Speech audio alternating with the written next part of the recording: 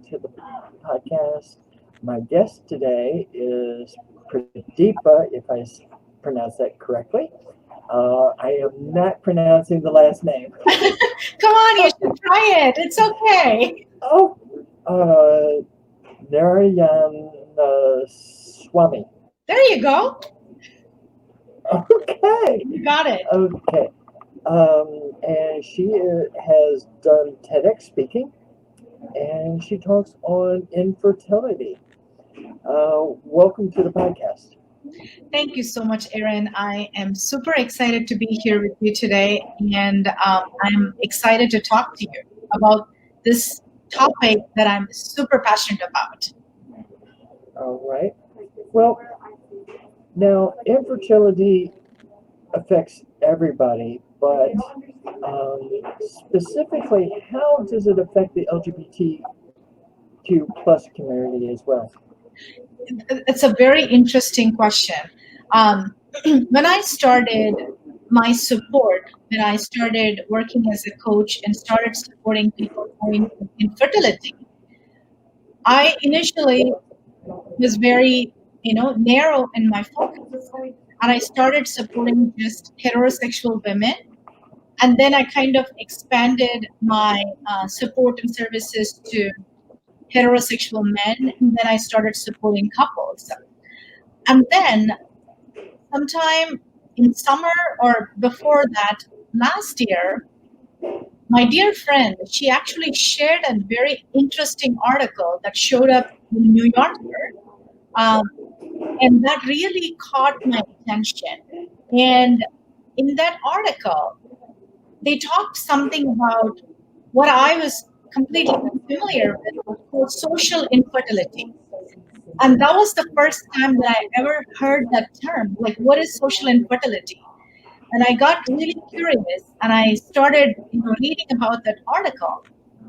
And it was like a big aha moment for me at the time, because in that article, they were talking about how people who are part of LGBTQ plus community and how it is very different than what I was perceiving and what I have personally experienced and what I'm seeing in other people that I typically support. I'll give you an example. In that article, they talked about a lesbian couple going through fertility challenge. They wanted to have a baby, and they went and saw the specialist because that's the only way that they can, get a baby. And the problem was infertility is termed as a disease. And the actual definition of the disease from the reproductive terms is when a couple, a man and a woman, tries to have sexual intercourse for 6 months to 12-month period. And if they are not able to get pregnant after that, then they are, then they have this disease called infertility. That's the medical definition of it. But when it comes to our LGBTQ plus community, that sole definition just is not true anymore. So what happened in that article was they were talking a little bit more deeper about how this couple, they were not, first of all, their diagnosis is not infertility because they are not coming under this normal definition. And because of that, their insurance will not cover any of their treatments. So they talked about this problem being, it's not like a physical problem, it's a social problem. So I've been reading some articles and I've been doing some research where there are a lot of people who are, voicing their opinion about, like, we need to start redefining what infertility means and how can we as a community be more inclusive of our LGBTQ plus community as well. So that was the first time, Erin, I had like a really aha moment. That article, thanks, grateful to my friend who sent me that. And ever since that, I started expanding my focus. And even in my website, I said, like, you know what? Infertility doesn't look at color, creed, religion, sexual orientation. It doesn't look at the person. It's a problem. And I care about that problem. And I wanted to help those people who are anybody. It doesn't matter, right? Anybody who's going through that problem, so that their journey is better, right? Their dream of having a child, irrespective of what the outcome is, they're still able to go through that journey with a little bit of peace, with a little bit of comfort, with a little bit of positivity, so that it's not so lonely, so that it's not so terrible, right? So that was my eye-opening moment, Erin, at that time. And our LGBTQ people, LGBTQ friends need the same kind of support. You know, I personally think that it can be a very lonely journey, no matter what. It can be a very, it can be a very sucky journey. That's the word that I typically use. You know, for me, when I personally went through it, it was 12 long years, Erin, and it sucked. It really, really sucked. And my motivation is to help your journey suck less. That's it. Your journey suck less. Initially, I used to say men, women, and couples. And then after reading that article, I thought like, nope, I'm not saying that. Your journey, because this your can be anybody in this world. Well, my next question was, why should LGBTQ plus people care about fertility? And that pretty much, so it sucks less. Yeah, yes, right? Like if a person has a desire to have a child of their own, right? If a person or if a couple has a desire to extend and expand their family, what they have to, how are they going to have this child, right? That comes the next step. That means, like, depending upon what their desire is, their next step is to, what are my options? Thinking about those options.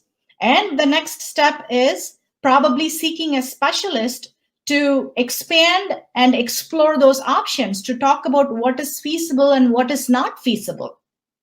And based on what are some of the options, again, it depends upon what the couple's needs are and what their desire is. And depending upon the options they choose, there are a variety of options that they can choose. Based on that, then they have to take their next step. And again, it's not, see, when a couple is desiring to have a child, you need to take into consideration both the partner's desires. It's not just one person's decision, it's both people's desire, and both need to be aligned. And the alignment is really, really important. That's why I always, I pay special attention to couples when they are going through fertility challenges, because going through fertility struggles individually is a different story compared to going through with somebody in a relationship, because having a relationship poses whole another set of challenges for people. I personally experienced it with my husband. It was with the longevity, with the length of my fertility struggles, 12 years, it was not easy to keep the intimacy alive. It was not easy to keep the communication channel flowing properly. At some point, we got frustrated. I got frustrated with myself. I got frustrated with the process. I got frustrated with all my failures. And eventually, I had to snap and show it on my partner. And at some point, it felt like we were living under the same roof, but in two different islands. So I'm just using my story here to tell going through this as a couple can be quite stressful depending upon what the treatment successes looks like. So people should care. And again, fertility, if people are considering having a child, age matters. For many, especially if it's a woman, age really matters. As you get older, your chances of like having your own eggs used for the reproduction system is going to drastically decrease. Same with males too, same with men as well. So if they are thinking about considering either their sperm or their egg, they have to start thinking about like, if this is a desire for me, maybe I should start freezing my eggs or freezing my sperm. And that way they are proactively thinking about what are my fertility options and how am I going to take control and ownership of our personal fertility. Did I answer that question, Eric? Oh yeah. My next question is, how is the fertility, infertility changing within the, well, more towards the LGBTQ plus community, but also in the regular community as well? How is it changing? I would say there is a lot more awareness. One of the reason why I really wanted to be on this podcast with you today is to spread additional awareness to people, because a lot more people, especially celebrities, if you see, a lot of celebrities are opening up and talking about their fertility struggles, which is good in one way, because people oftentimes who are not celebrities, just like me and you, like it gives us permission. And people oftentimes they look up to the celebrities and think like, oh my God, like she or he, they're also going through this, or this couple, this power couple that I've been adoring for years, they're also going through this. That means, like it's not just me. I'm not here. I'm not alone. So it gives other people that feeling of like, I'm not alone on this. So more people are talking about that. That is a big change that I'm seeing in the recent months, recent years. And there is a lot more awareness. For me, even like the article that I read, social infertility, that was a big awareness for me personally. And I'm constantly learning, and I'm constantly keeping me up to date about what's going on. So there's a lot of people who are starting to express, explore, and write articles or speak publicly about fertility challenges. So that makes this subject not so taboo. It's still considered taboo in certain cultures and societies. Where I'm coming from, I'm originally from India. It's still considered a very hush-hush subject. We don't talk about fertility or infertility. It's been very hush-hush. But I am seeing a positive trend where more people like me are opening up and talking about these things. It gives other people the permission. It makes other people to feel like, like I'm not going through this by myself. There are other people in this world who are also going through this, right? And after that article for the to address the question about the LGBTQ plus community, I'm seeing a lot more people addressing and talking about how to support and what it means to be a person in the LGBTQ community and go through fertility challenges, right? The more people are talking about that is creating awareness first, right? That's making sure like more people are, for people like me, like more people are now aware of, oh my God, these are all some of the challenges. And to me, it led me to taking action on that. Like, what? I'm going to change my mission statement. I'm going to particularly include a section for LGBTQ in my website so that people know when they land, saying that like, what, like I am there to support you. I'm here to support you, irrespective of who you are as a person. So people are taking action based on that. And people are finding more ways to support. How do you support? Because like I said, if you are not going through fertility challenges, the chances of you understanding somebody going through fertility challenges is extremely low, extremely less. But when more people who are going through this talk about this and express the pains and struggle and offer suggestions to, hey, don't ask this, but instead ask this or tell this, right? Like giving suggestions like that, it helps, again, create that awareness. It brings more information to the community at large. So people are more aware of like, what should I tell? What should I not tell? Right? Like those things are really, really important. So that's how I'm seeing a lot more articles, a lot more podcasts, a lot more people speaking up and opening up and joking about it sometimes, right? Like humor sometimes helps, right? Joking about it sometimes. So those are different ways that I personally feel that this problem is being looked at, this problem is being talked about, and this problem is being viewed and expressed and discussed in the world. Well, I thought we were celebrities. Hey, you've done TEDx. I haven't even gone that far. So, Aaron, from now on, you and I should call each other. We are the celebrities. yes.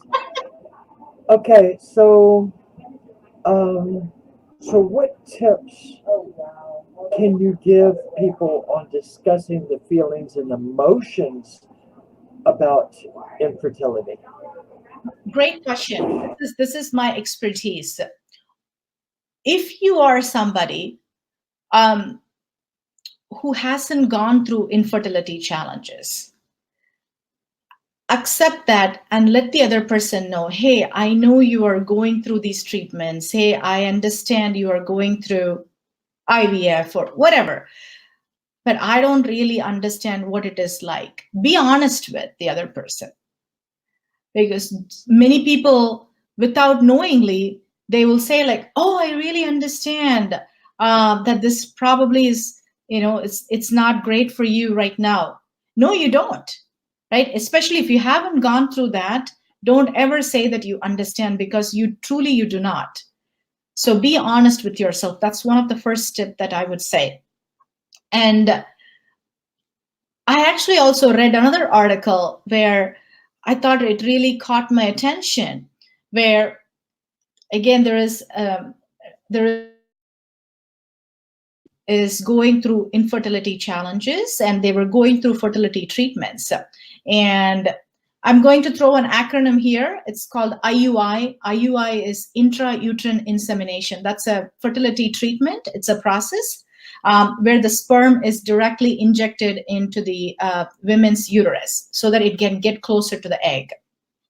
So as this lesbian couple, one of the partner, they have gone through 9 cycles of this IUI, which is intrauterine insemination, and none of them worked. So after the 9th failure, they went to their doctor, and this was in their interview. They said like, our doctor kind of at that time, they said like, looks like it hasn't worked for 9 times. Maybe we should try you. Like maybe we should use the other female partner to try this.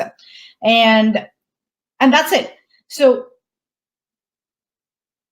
there is a lot of education that needs to happen with especially in the medical industry with regards to the doctors and other other medical people who are trying to support the people going through fertility challenges, especially LGBTQ. Because what the women said was, at that time, it felt very, they don't care about us because we haven't really decided. It's a very intimate decision who wants to be whose egg we wanted to use. And we haven't really talked about it. It's not like you or you. So there was a lack of empathy from this doctor who shared this with us. And it was pretty hurtful. So I read that and I thought like, oh my God, like we all need, including me, a lot of education on understanding and supporting how do we support our LGBTQ. What should you tell them? What should you not tell them? Right? Because majority of these clinics, Erin, like if you go to there's thousands of fertility clinics. There's thousands and thousands of fertility clinics in the world. And majority of these clinics are geared towards heterosexual couples. There's only very few that are geared towards, or they have an addendum saying that like we also support our LGBTQ plus community, right? But are we training our doctors? Are we training our nurses? Are we training the office staff? Are we training even the general public? Are we training our family and friends? What is right? What is not, right? Like how do we talk to people? Like understand from that perspective. How do we understand their perspective, right? So, and how can we make this more inclusive, right? That's what I would say. Look for knowledge. If you don't know, please let the other person know, like, hey, I don't know what's the right thing to tell, and that's okay, than telling the wrong thing. Okay, so how does somebody take control over this? The first thing I would say is, even though it is really hard, the first thing that you have to really acknowledge to yourself is, I'm not the victim here. I'm not a victim to infertility. I'm going to own infertility. Like even saying that out loud gives the person the permission, to take that first step in owning their infertility. Because for a long time, Erin, I never even realizing that I was being a victim for infertility. And I was complaining about like, this doesn't work, this is it. Like I was letting infertility own me and my life. Never once in my journey for 12 years, I told myself, is this really what I want? Is this how I wanted to live my life? Is this how I want my relationship to be? I never even asked that question. I let my infertility via my doctors and my treatments and my failure after failure drive my life for 12 years. And infertility owning me for 12 years is pretty long in somebody's life. And the moment, Erin, that I realized that, you know what, I'm being a victim here, and why should I be? I don't want to be a victim. I wanted to take control. The moment that I realized that was the first time I shed so much tears, not because, like my fertility journey sucked, but because I have this newfound awareness that like, you know what, I have been a victim and I don't want to be the victim anymore. I want to own this. And that was the moment that really turned my life around.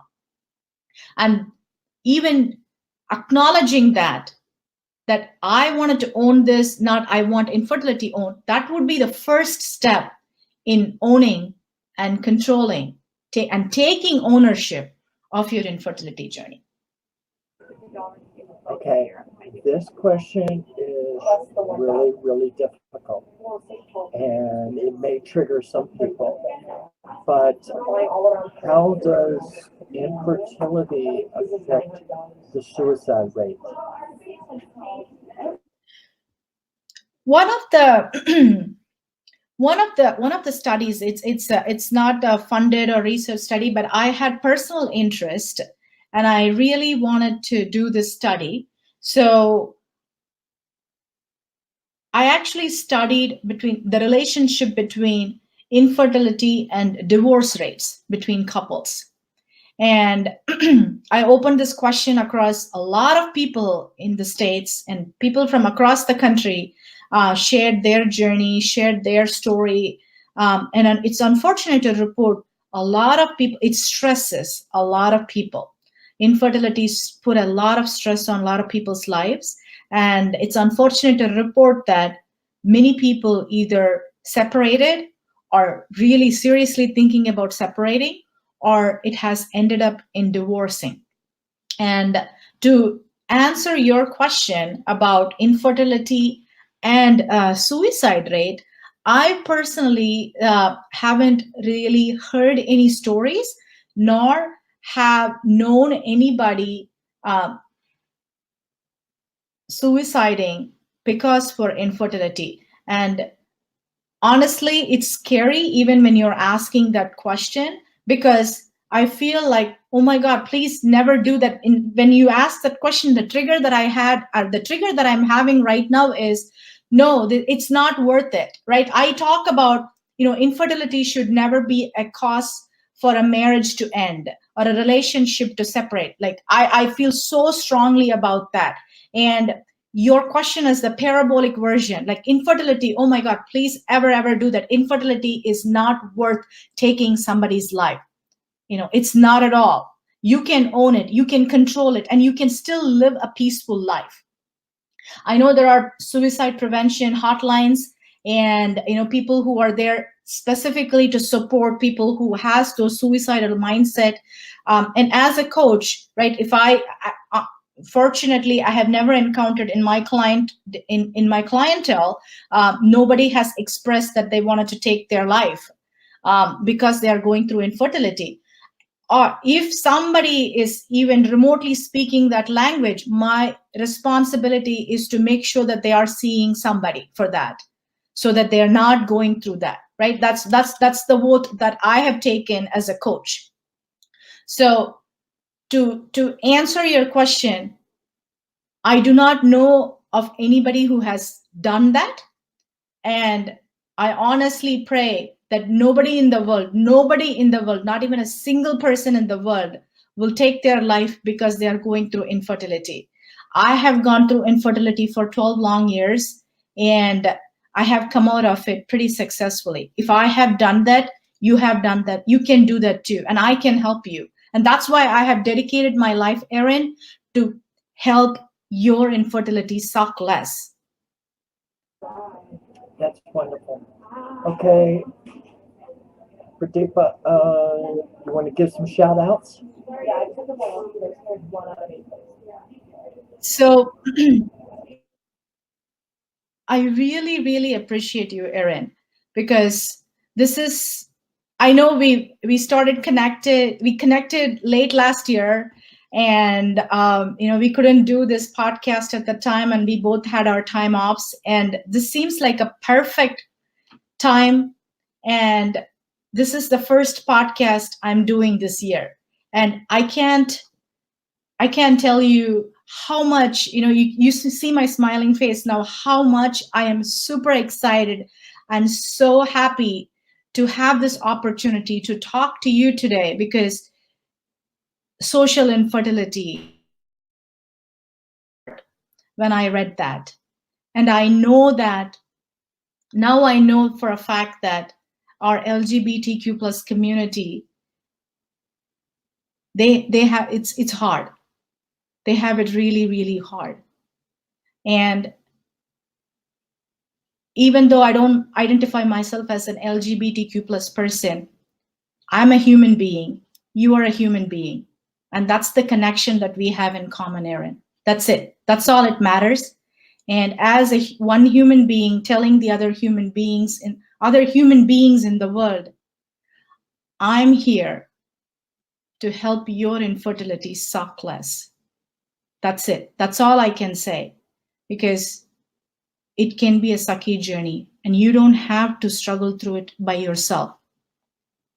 You can take ownership. I can help you. I can support you. I have been there, and I can empathize with you.